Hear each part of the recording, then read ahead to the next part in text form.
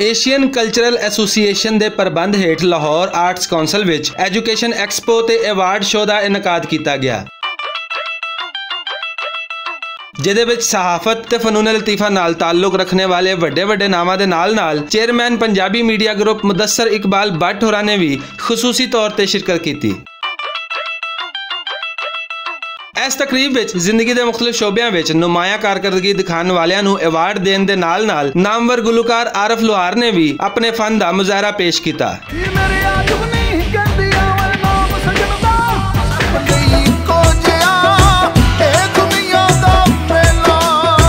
तकरीब में शिरकत करने वालियां दा आखना सी कि भरवां शो कराने ते शो दी इंतजामिया मुबारकबाद दी मुस्तहक है। आज इस खूबसूरत प्रोग्राम च मैं मेज़बानी का फराइज अंजाम दे रही हूँ और सुहेल बुखारी साहब की एक अच्छी कोशिश है, आर्टिस्टां दे फन नूं सराहंदे ने, बहुत अच्छा काम कर रहे हैं पाकिस्तान वास्ते, फनकारां वास्ते और चैनलों वास्ते, और चैनल भी आते हैं और फनकारां नूं इंट्रोड्यूस लोग कराते हैं। शो विच आने वालियां दा यह भी आखना सी कि नवे फनकारां वास्ते इस तरह के शो बड़े जरूरी ने। प्रोग्राम जिहड़ा हैगा एक अच्छा प्रोग्राम हैगा, अवार्ड शो हैगा, मैं समझना कि ਇਹੋ ਜਿਹੇ शो होते रहने चाहिए ने। ये बहुत अच्छा इवेंट है इस वास्ते कि जिहड़े आने वाले लोग ने न्यू कमर आर्टिस्ट ने उन्हों की अगर हौसला अफजाई करांगे तो इंशाल्लाह बहुत जिन्ना उन्होंने बड़ा हौसला मिलेगा। मीडिया दे वास्ते और जिहड़े आर्टिस्ट ने उन्होंने वास्ते बड़ी अच्छी गल है कि प्रमोशन हो रही। लाहौर आर्ट्स कौंसल के तावन नाल होए इस शो नूं लोकाई ने बहुत पसंद किया ते इस तरह के शो पाकिस्तानी सकाफत के फरोग लई भी बहुत जरूरी ने।